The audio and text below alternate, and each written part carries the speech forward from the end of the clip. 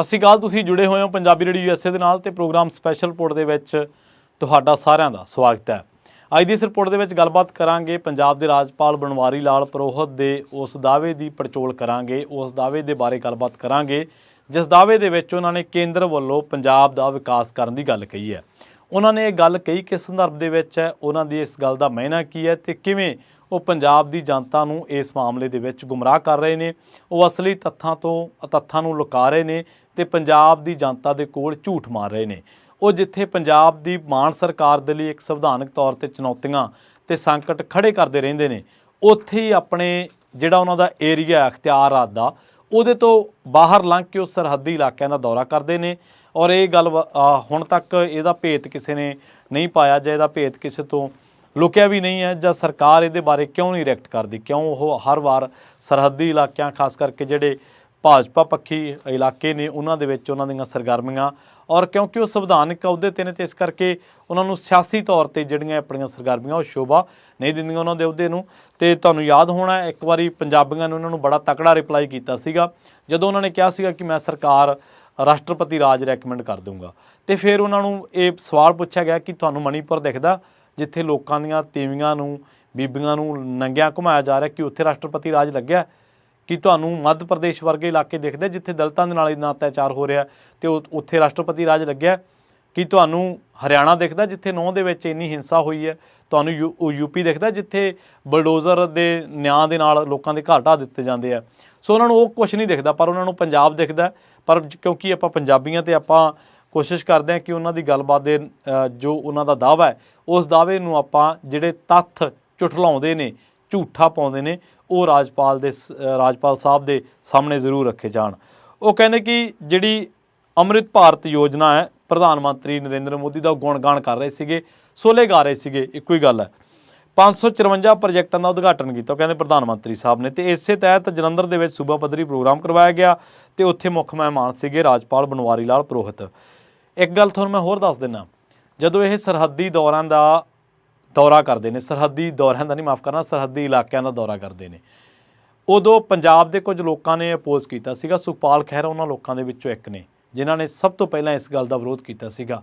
ਔਰ ਕਿਸੇ ਆਮ ਆਦਮੀ ਪਾਰਟੀ ਦੇ ਵਿਧਾਇਕ ਦੀ ਨਾ ਉਦੋਂ ਜ਼ਰੂਰਤ ਹੋਈ ਜਦੋਂ ਇਹਨਾਂ ਨੇ ਸ਼ੁਰੂਆਤ ਕੀਤੀ ਹੈ, 2 ਸਾਲ ਹੋ ਚੁੱਕੇ ਆ ਸਰਕਾਰ ਨੂੰ, ਤੇ ਨਾ ਹੁਣ ਉਹ ਕਹਿ ਰਹੇ ਨੇ। ਉਲਟਾ ਫੈਸਿਲੀਟੇਟ ਕਰਦੇ ਨੇ ਇਹ। ਜਦੋਂ ਤੁਸੀਂ ਕਦੇ ਵੀ ਰਾਜਪਾਲ ਦੇ ਦੌਰੇ ਨੂੰ ਦੇਖ ਲਿਓ ਸਰਹੱਦੀ ਇਲਾਕਿਆਂ ਦੇ ਵਿੱਚ, ਉੱਥੇ ਕੋਈ ਨਾ ਕੋਈ ਇਹਨਾਂ ਦਾ ਵਿਧਾਇਕ ਹਾਜ਼ਰ ਹੋਊਗਾ। DSP SSP ਤਾਂ ਹੁੰਦੇ ਹੀ ਨੇ, ਉਹ ਤਾਂ ਫੈਸਿਲੀਟੇਟ ਕਰਦੇ ਹੀ ਨੇ। ਵਿਧਾਇਕ ਕਿਉਂ ਕਰ ਰਹੇ ਨੇ ਇਹ ਗੱਲ ਵੱਸੋਂ ਬਾਹਰ ਹੈ, ਜਦ ਕਿ ਉਹਨਾਂ ਦੀ ਆਪਣੀ ਹੀ ਸਰਕਾਰ ਰਾਜਪਾਲ ਦੇ ਖਿਲਾਫ ਜਾਂ ਰਾਜਪਾਲ ਦੇ ਨਾਲ ਸੁਪਰੀਮ ਕੋਰਟ ਦੇ ਵਿੱਚ ਝਗੜ ਚੁੱਕੀ ਹੈ। ਖੈਰ, ਉਹ ਕਹਿੰਦੇ ਕਿ ਜਦੋਂ ਇਹ ਮੁੱਖ ਮਹਿਮਾਨ ਸੀਗੇ ਉਹ ਕਹਿੰਦੇ ਕਿ ਪੁਰੋਹਿਤ ਕਹਿੰਦੇ ਕਿ ਪ੍ਰਧਾਨ ਮੰਤਰੀ ਕਿਸਾਨਾਂ ਪ੍ਰਤੀ ਸਮਰਪਿਤ ਨੇ। ਹੁਣ ਇਹਨਾਂ ਦਾ ਜਿਹੜਾ ਪਹਿਲਾ ਦਾਅਵਾ ਹੈ ਤੇ ਉਹ ਕਿਸਾਨਾਂ ਲਈ ਸਭ ਕੁਝ ਕਰਨਗੇ ਕਿਉਂਕਿ ਉਹ ਪੰਜਾਬ ਦੀ ਮਹੱਤਤਾ ਤੇ ਪੰਜਾਬ ਦੇ ਕਿਸਾਨਾਂ ਦੀ ਅਹਿਮੀਅਤ ਨੂੰ ਜਾਣਦੇ ਨੇ। ਰਾਜਪਾਲ ਸਾਹਿਬ ਸ਼ਾਇਦ ਇਸੇ ਕਰਕੇ ਉਹਨਾਂ ਨੇ ਪਹਿਲਾਂ 375 ਦਿਨ ਪੰਜਾਬ ਦੇ ਕਿਸਾਨਾਂ ਨੂੰ ਦਿੱਲੀ ਬਿਠਾਈ ਰੱਖਿਆ ਤੇ ਹੁਣ ਫਿਰ ਪੰਜਾਬ ਦੇ ਕਿਸਾਨਾਂ ਨੂੰ ਸ਼ੰਭੂ ਬਿਠਾਈ ਬੈਠੇ ਨੇ। ਰਾਜਪਾਲ ਸਾਹਿਬ, ਜੇ ਤੁਹਾਡੇ ਕੋਲੇ ਥੋੜ੍ਹਾ ਜਿਹਾ ਸਮਾਂ ਹੋਵੇ, ਤੁਸੀਂ ਥੋੜ੍ਹੀ ਜਿਹੀ ਵਰਲਡ ਨਿਊਜ਼ 'ਤੇ ਨਜ਼ਰ ਜ਼ਰੂਰ ਮਾਰਿਓ ਜਿਹੜਾ ਦੁਨੀਆ ਭਰ ਦੇ ਵਿੱਚ ਹੋ ਰਿਹਾ। ਕਿਸਾਨ ਯੂਰਪ ਦੇ ਮੁਲਕਾਂ ਦੇ ਵਿੱਚ ਆਪਣੇ ਪਸ਼ੂਆਂ ਦਾ ਗੋਬਰ ਲਿਆ ਕੇ ਸਰਕਾਰੀ ਇਮਾਰਤਾਂ ਦੇ ਵਿੱਚ ਢੋ ਰਹੇ ਨੇ, ਹਾਈਵੇ ਜਾਮ ਕਰ ਰਹੇ ਨੇ, ਹੋਰ ਬਥੇਰਾ ਕੁਛ ਕਰ ਰਹੇ ਨੇ। ਚਾਰਾ ਉਹਨਾਂ ਦਾ ਲਿਆ ਕੇ ਗਲੀਆਂ ਸਿੱਟ ਰਹੇ ਨੇ। ਕਿਸੇ ਨੇ ਉਹਨਾਂ 'ਤੇ ਪਰਚਾ ਕੀਤਾ, ਕਿਸੇ ਨੇ ਉਹਨਾਂ 'ਤੇ ਗੋਲੀ ਚਲਾਈ, ਕਿਸੇ ਨੇ ਉਹਨਾਂ ਦੇ ਬੈਰੀਗੇਡ ਲਾ ਕੇ ਰੋਕਿਆ। ਤੇ ਤੁਹਾਡੀ ਮੋਦੀ ਸਰਕਾਰ ਦਿੱਲੀ ਤਾਂ ਰੋਕਣੀ ਸੀ, ਇਹਨਾਂ ਨੇ ਦਿੱਲੀ ਨੂੰ ਤਾਂ ਕਿਲ੍ਹਾ ਬਣਾ ਕੇ ਉਹਨੂੰ ਫੌਜੀ ਛਾਉਣੀ ਦੇ ਵਿੱਚ ਤਬਦੀਲ ਕਰ ਦਿੱਤਾ ਗਿਆ। ਇਹਨਾਂ ਦੇ ਕਹੇ ਜਾਂ ਇਹਨਾਂ ਦੇ ਇਸ਼ਾਰੇ 'ਤੇ ਜਾਂ ਇਹਨਾਂ ਦੇ ਹੁਕਮ 'ਤੇ ਕਹਿ ਲਓ, ਹਰਿਆਣਾ ਸਰਕਾਰ ਗੈਰ ਕਾਨੂੰਨੀ ਗੈਰ ਸੰਵਿਧਾਨਕ ਕੰਮ ਕਰ ਰਹੀ ਹੈ ਪੰਜਾਬ ਦੇ ਕਿਸਾਨਾਂ ਦਾ ਰਾਹ ਰੋਕ ਕੇ। ਕਿ ਤੁਹਾਨੂੰ ਹਜੇ ਵੀ ਲੱਗਦਾ ਕਿ ਜਿਹੜੇ ਮੋਦੀ ਸਾਹਿਬ ਨੇ ਉਹ ਕਿਸਾਨੀ ਪ੍ਰਤੀ ਸਮਰਪਿਤ ਨੇ? ਤੇ ਜੇਕਰ ਇਹ ਸਮਰਪਣ ਹੈ ਤੇ ਜੇਕਰ ਉਹਨਾਂ ਨੇ ਕਿਤੇ ਮਾੜਾ ਮੋਟਾ ਕਿਸਾਨੀ ਵੱਲ ਨੂੰ ਮੂੰਹ ਮੋੜ ਲਿਆ, ਆਪਣੇ ਸਮਰਪਣ ਤੋਂ ਮਾੜਾ ਜਿਹਾ ਟਾਲਾ ਕਰ ਗਏ, ਤਾਂ ਫਿਰ ਕਿਸਾਨੀ ਦਾ ਹਾਲ ਕੀ ਹੋਊਗਾ ਅਸੀਂ ਇਹ ਸੋਚ ਸਕਦੇ ਹਾਂ। ਖੈਰ, ਦੂਜਾ ਕਹਿੰਦੇ ਕਿ ਕਿਸਾਨਾਂ ਨੂੰ ਆਪਣੇ ਮਨ ਦੇ ਵਿੱਚ ਕਿਸੇ ਕਿਸਮ ਦਾ ਸ਼ੱਕ ਨਹੀਂ ਹੋਣਾ ਚਾਹੀਦਾ। ਤੇ ਇਹਦੇ ਨਾਲ ਪੁਰੋਹਿਤ ਨੇ ਵੀ ਕਿਹਾ ਕਿ ਪ੍ਰਧਾਨ ਮੰਤਰੀ ਨੇ ਪੂਰੇ ਦੇਸ਼ ਨੂੰ 41,000 ਕਰੋੜ ਰੁਪਏ ਦਾ ਤੋਹਫਾ ਦਿੱਤਾ ਤੇ ਉਹ ਕਹਿੰਦੇ ਕਿ ਕੇਂਦਰ ਸਰਕਾਰ ਨੇ ਮੋਹਰੀ ਹੋ ਕੇ ਪੰਜਾਬ ਦਾ ਵਿਕਾਸ ਕਰਵਾਇਆ। ਜਲੰਧਰ ਰੇਲਵੇ ਸਟੇਸ਼ਨ ਭਾਰਤ ਦੇ ਵਿਕਸਿਤ ਰੇਲਵੇ ਸਟੇਸ਼ਨਾਂ ਵਿੱਚੋਂ ਇੱਕ ਹੋਵੇਗਾ। ਪ੍ਰਧਾਨ ਮੰਤਰੀ ਨੇ ਭਾਰਤੀ ਰੇਲਵੇ ਨੂੰ ਵੰਦੇ ਭਾਰਤ ਵਰਗੀ ਰੇਲ ਗੱਡੀ ਤੋਹਫੇ ਵਜੋਂ ਦਿੱਤੀ ਸੀ ਤੇ ਭਾਰਤ ਦੇ ਕੋਨੇ-ਕੋਨੇ ਦੇ ਵਿੱਚ ਚੱਲ ਰਹੀਆਂ ਨੇ। ਜ਼ਿਕਰਯੋਗ ਹੈ ਕਿ ਜਲੰਧਰ ਸਟੇਸ਼ਨ ਦਾ ਇਹ ਪ੍ਰੋਜੈਕਟ 219 ਕਰੋੜ ਰੁਪਏ ਦੀ ਲਾਗਤ ਨਾਲ 30 ਮਹੀਨਿਆਂ ਦੇ ਵਿੱਚ ਮੁਕੰਮਲ ਹੋਣਾ ਹੈ। ਹੋਰ ਕੇਂਦਰ ਦਾ ਕੰਮ ਕੀ ਹੈ? ਰੇਲਵੇ ਦਾ ਵਿਕਾਸ ਕਰਨਾ, ਰਾਜਾਂ ਨੂੰ ਪੈਸਾ ਦੇਣਾ, ਦੇਸ਼ ਨੂੰ ਪ੍ਰੋਟੈਕਟ ਕਰਨਾ, ਦੇਸ਼ ਦੀ ਵਿਦੇਸ਼ ਪਾਲਿਸੀ ਨੂੰ ਦੇਖਣਾ, ਇਹ ਕੇਂਦਰ ਸਰਕਾਰ ਦੀ ਤਾਂ ਕੰਮ ਨੇ। ਤੇ ਜਿਹੜੀ ਗੱਲ ਤੁਸੀਂ ਕਹਿ ਰਹੇ ਹੋ ਕਿ ਭਾਰਤ ਸਰਕਾਰ ਨੇ, ਕੇਂਦਰ ਸਰਕਾਰ ਨੇ ਮੋਹਰੀ ਹੋ ਕੇ ਪੰਜਾਬ ਦਾ ਵਿਕਾਸ ਕਰਵਾਇਆ, ਤੇ ਫਿਰ ਜੇ ਮੋਹਰੀ ਹੋ ਕੇ ਵਿਕਾਸ ਕਰਵਾਇਆ ਤੇ ਫਿਰ ਸਾਨੂੰ ਕਿਉਂ ਉੱਥੇ ਜਾ ਕੇ RDF ਲਈ ਉਹਨਾਂ ਦੇ ਤਰਲੇ ਕੱਢਣੇ ਪੈ ਰਹੇ ਆ? ਕਿਉਂ ਇਹ ਕਹਿਣਾ ਪੈ ਰਿਹਾ ਕਿ ਸਾਡੇ ਪੰਜਾਬ ਦੇ ਕਰਜ਼ੇ ਦੇ ਬਾਰੇ ਤੁਸੀਂ ਸੋਚੋ? ਕਿਉਂ ਸਾਨੂੰ ਇਹ ਕਹਿਣਾ ਪੈਂਦਾ ਕਿ ਜਿਹੜਾ ਤੁਹਾਡਾ ਪੰਜਾਬ ਨੂੰ ਕਿੰਨਾ ਤੁਸੀਂ ਫੰਡ ਐਲੋਕੇਟ ਕਰਦੇ ਹੋ ਤੇ ਕਿੰਨਾ ਜਾਰੀ ਕਰਦੇ ਹੋ? ਕਿਉਂ ਸਾਨੂੰ ਜਾ ਕੇ ਉੱਥੇ ਸਰਕਾਰ ਨੂੰ ਕਹਿਣਾ ਪੈਂਦਾ ਕਿ ਸਾਡੀ ਵਿੱਤੀ ਸਥਿਤੀ ਬਾਰੇ ਸੋਚੋ? ਕਿੰਨੇ ਪ੍ਰੋਜੈਕਟ ਆਏ ਨੇ ਪੰਜਾਬ ਦੇ ਲਈ? ਪਹਾੜੀ ਰਾਜਾਂ ਨੂੰ ਤੁਸੀਂ ਵਿਸ਼ੇਸ਼ ਦਰਜਾ ਦਿੱਤਾ ਹੋਇਆ ਕਿ ਪੰਜਾਬ ਨੂੰ ਵਿਸ਼ੇਸ਼ ਦਰਜਾ ਨਹੀਂ ਸੀ ਮਿਲਣਾ ਚਾਹੀਦਾ? ਕਿ ਇੱਥੇ ਵੀ ਇੰਡਸਟਰੀ ਲੱਗਦੀ, ਇੱਥੇ ਵੀ ਉਹ ਰਾਇਤਾਂ, ਉੱਥੇ ਵੀ ਰਾਹਤਾਂ ਹੁੰਦੀਆਂ। ਤੁਸੀਂ ਦੱਸ ਸਕਦੇ ਹੋ ਕਿ ਪੰਜਾਬ ਨੂੰ ਲੰਘੇ 5 ਸਾਲਾਂ ਜਾਂ ਤੁਹਾਡੀ ਟਨਿਓਰ ਤੱਕ ਹੁਣ ਤੱਕ ਕਿੰਨਾ ਫੰਡ ਕੇਂਦਰ ਨੇ ਦਿੱਤਾ? ਕਿੰਨਾ RDF ਰੋਕਿਆ? ਲੰਘੇ ਮੌਨਸੂਨ ਹੜ੍ਹਾਂ ਦੇ ਵਿੱਚ ਕਿੰਨਾ ਨੁਕਸਾਨ ਹੋਇਆ ਪੰਜਾਬ ਦਾ? ਕੇਂਦਰ ਨੇ ਕਿੰਨਾ ਦਿੱਤਾ ਵਾ? 218 ਕਰੋੜ ਰੁਪਈਆ। ਕਿ 218 ਕਰੋੜ ਰੁਪਈਆ ਕਾਫੀ ਹੈ?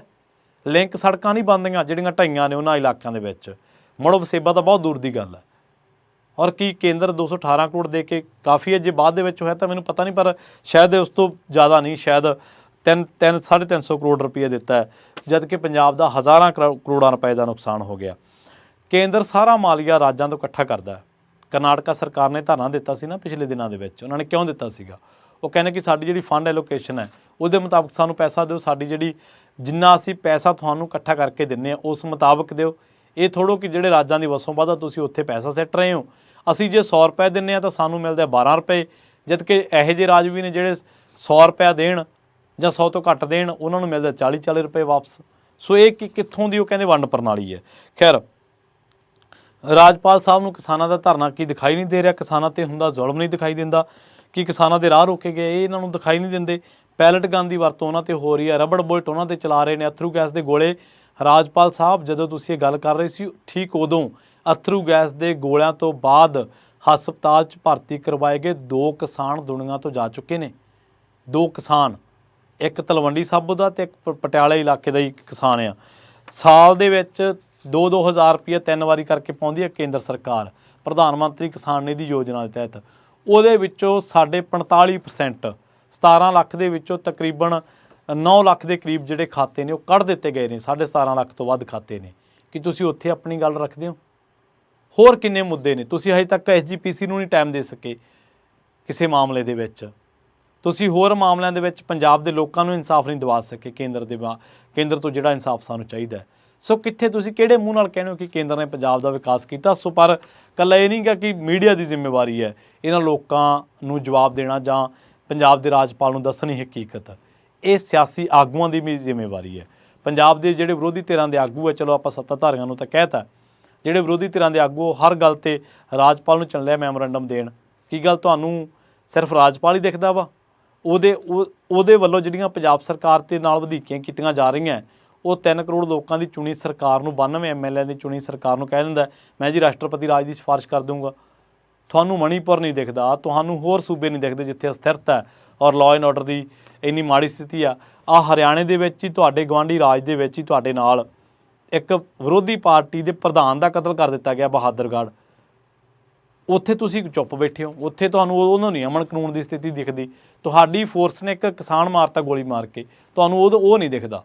ਪਰ ਤੁਹਾਨੂੰ ਇਕੱਲਾ ਵਿਕਾਸ ਦਿੰਦਾ ਔਰ ਇੱਕ ਸਟੇਸ਼ਨ ਦਾ ਵਿਕਾਸ ਕਰਕੇ ਤੁਸੀਂ ਇਹਨੂੰ ਪੰਜਾਬ ਦੇ ਵਿਕਾਸ ਦੇ ਨਾਲ ਜੋੜ ਰਹੇ ਹੋ। ਨਾ ਤੁਹਾਨੂੰ ਮਜ਼ਦੂਰ ਦਿੰਦਾ ਜਾਂ ਨਾ ਇੱਥੋਂ ਪਲਾਇਨ ਕਰਦੀ ਇੰਡਸਟਰੀ ਦਿਖਦੀ ਹੈ, ਨਾ ਤੁਹਾਨੂੰ ਕਿਸਾਨ ਦਿਖਦਾ, ਨਾ ਤੁਹਾਨੂੰ ਪੰਜਾਬ ਦਾ ਅਰਥਚਾਰਾ ਦਿਖਦਾ ਜਿਹੜਾ ਲਗਾਤਾਰ ਢੇਰੀ ਹੋਣ ਵੱਲ ਜਾਂ ਢਹਿੰਦੀ ਕਲਾ ਵਾਲੇ ਪਾਸੇ ਜਾ ਰਿਹਾ। ਸੋ ਇਹਨਾਂ ਚੀਜ਼ਾਂ ਨੂੰ ਕਿਤੇ ਇੱਕ ਅੱਧੇ ਕੰਮ ਨੂੰ ਵਿਕਾਸ ਨਹੀਂ ਕਿਹਾ ਜਾਂਦਾ। ਵਿਕਾਸ ਉਦੋਂ ਹੁੰਦਾ ਜਦੋਂ ਸਮੁੱਚਤਾ ਦੇ ਵਿੱਚ ਲੋਕਾਂ ਨੂੰ ਲੈ ਕੇ ਉਹਨਾਂ ਨੂੰ ਨਾਲ ਤੋਰਿਆ ਜਾਂਦਾ, ਉਹਨਾਂ ਨੂੰ ਆਰਥਿਕ ਤੌਰ 'ਤੇ ਸਮਰੱਥ ਕੀਤਾ ਜਾਂਦਾ। ਉਹ ਵਿਕਾਸ ਦੀ ਅਸਲ ਡੈਫੀਨੇਸ਼ਨ ਹੈ। ਬਹੁਤ ਬਹੁਤ ਧੰਨਵਾਦ। ਸਤਿ ਸ਼੍ਰੀ ਅਕਾਲ। ਜੁੜੇ ਰਹੋ ਪੰਜਾਬੀ ਰੇਡੀਓ।